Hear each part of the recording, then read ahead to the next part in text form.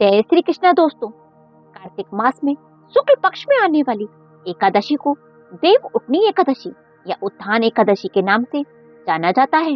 इस एकादशी के अन्य कई नाम हैं, जैसे कि प्रबोधनी एकादशी और हरिबोधनी एकादशी। ये वही दिन है जब भगवान विष्णु क्षीर सागर में अपने 4 मास की निद्रा समाप्त करके उठते हैं।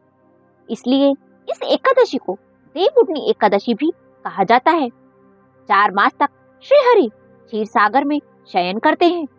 उस समय कोई भी मांगलिक कार्य, विवाह आदि नहीं किए जाते और जैसे ही भगवान योग निद्रा से जागते हैं तो उसके पश्चात इन मांगलिक कार्यों का प्रारंभ हो जाता है और इसकी शुरुआत होती है देव उठनी एकादशी पर भगवान श्री हरि और तुलसी विवाह के साथ। कुछ लोग एकादशी के दिन इस प्रथा को निभाते हैं, जबकि कई जगह पर तुलसी विवाह द्वादशी के दिन भी किया जाता है। तुलसी विवाह में सभी रस्में उसी तरह से निभाई जाती हैं जिस तरह से वर वधू के विवाह का कार्यक्रम संपन्न होता है। श्री हरि भगवान विष्णु के शालिग्राम बनने के पीछे क्या है वजह और क्यों तुलसी देवी से उन्हें करना पड़ा विवाह? एक पौराणिक कथा के अनुसार जालंधर नाम का एक शक्तिशाली राक्षस था। देवी देवता उसके आतंक से बहुत परेशान थे। उसकी पत्नी वृंदा एक पतिव्रता स्त्री थी। वह भगवान विष्णु की परम भक्त भी थी। उसके पूजा पाठ के प्रभाव से ही जालंधर को युद्ध में कभी भी कोई भी नहीं हरा पाता था। वृंदा की भक्ति इतनी प्रबल थी कि जालंधर युद्ध में हमेशा विजयी होता। उसका आतंक इतना बढ़ चुका था कि एक दिन उसने स्वर्गलोक पर हमला कर दिया। इससे सभी देवी देवता परेशान हो गए और वो श्री हरि की शरण में गए और इसका समाधान निकालने का आग्रह किया। भगवान विष्णु जानते थे कि वृंदा की भक्ति भंग किए बिना जालंधर को परास्त करना असंभव है। श्री हरि ने जालंधर का रूप धारण कर लिया और वृंदा के महल में पहुंच गए।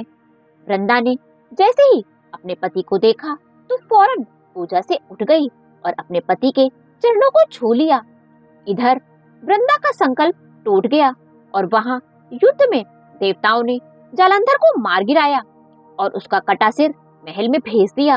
जालंधर का कटा हुआ सिर जब महल में आकर गिरा तो वृंदा ने हैरानी से भगवान की तरफ देखा, जिन्होंने जालंधर का रूप धारण कर रखा था।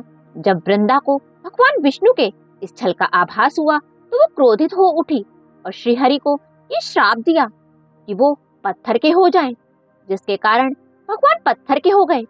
भगवान का पत्थर रूप होने के कारण सभी देवी देवताओं में हाहाकार मच गया। सभी देवताओं की प्रार्थना के बाद आखिरकार वृंदा ने अपना श्राप वापस ले लिया और उसके बाद वो अपने पति का कटा हुआ सर लेकर सती हो गई। सती वृंदा की राख से एक पौधा निकला। तब भगवान श्री हरि ने उस पौधे का नाम तुलसी रखा और कहा कि मैं इस पत्थर के रूप में भी रहूंगा, जिसे शालिग्राम के नाम से तुलसी जी के साथ ही पूजा जाएगा। श्री हरि ने घोषणा की कि मैं बिना तुलसी के प्रसाद ग्रहण नहीं करूंगा और मेरा विवाह शालिग्राम के रूप में तुलसी जी के साथ ही होगा। कालांतर में लोग इस विवाह को तुलसी के विवाह के नाम से जानेंगे, जिसके बाद सभी देवी देवताओं ने मिलकर तुलसा जी के पौधे के साथ शालिग्राम का विवाह करवाया। जिस दिन ये घटना घटित हुई उस दिन कार्तिक मास शुक्ल पक्ष की एकादशी थी। कहा जाता है कि जो लोग तुलसी विवाह करवाते हैं उनका वैवाहिक जीवन खुशियों से भर जाता है और उन्हें कन्यादान करने के समान ही फल मिलता है। दोस्तों, अगर आपको ये वीडियो पसंद आया हो तो उसे लाइक और शेयर करना ना भूलें और साथ ही मेरे चैनल को सब्सक्राइब कर लें। बोलो विष्णु भगवान की जय, बोलो तुलसा मैया की जय।